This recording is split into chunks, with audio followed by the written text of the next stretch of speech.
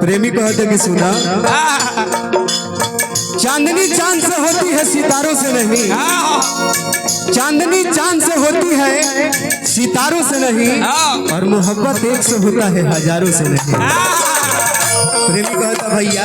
ए ब्याजी, हाँ ए तो मोहब्बत हजार से होता है, प्यार में क्या हो जमाना ऐसा ना गया। अखिए से प्यार भाई, अखिए मेरा लौटे लूना छान भरता एने बोले झाकिले,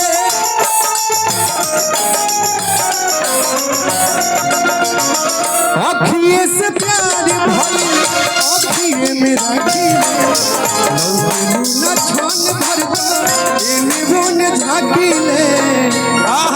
दीवाना कहता राकेश भैया, प्यार भगवान होवे, प्यार भगवान होवे सुनाए रानी, प्यार भगवान होवे सुनाए सनहिया के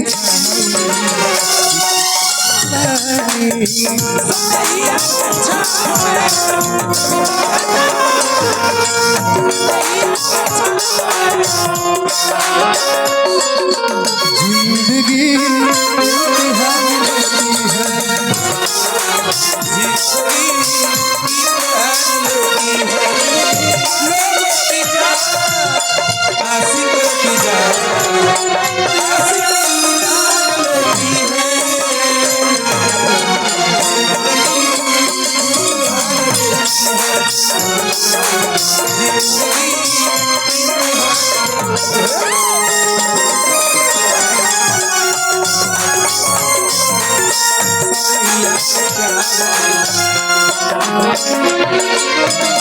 लास्ट में दीवाना कहता भैया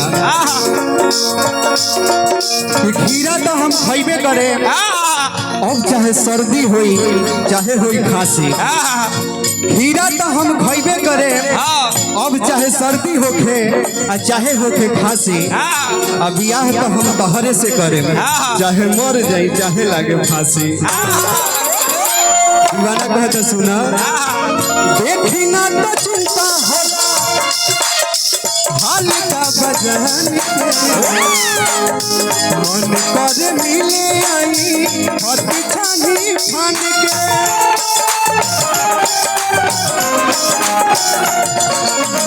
देखी ना तो चिंता होला हाल का बजान के, मन पर मिले आई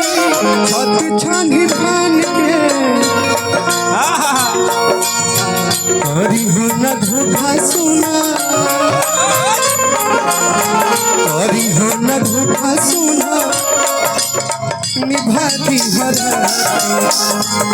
न धोखा सुना, निभाती हरा सनहिया के छाव में प्यार निभाती हरानी, प्यार निभाती हरानी, सनहिया के छाव में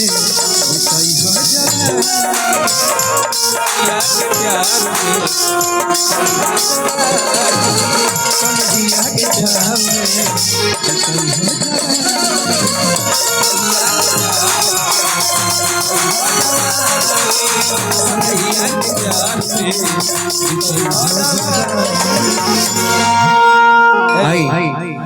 बड़े भैया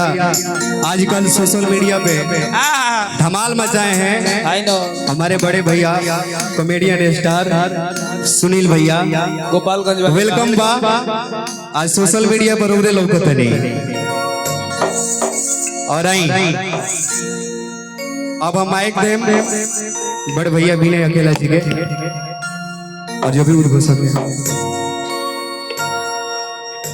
बहुत सुंदर, बहुत सुंदर भैया, हमनी के अर्जुन भैया के तरफ से प्रस्तुति भई,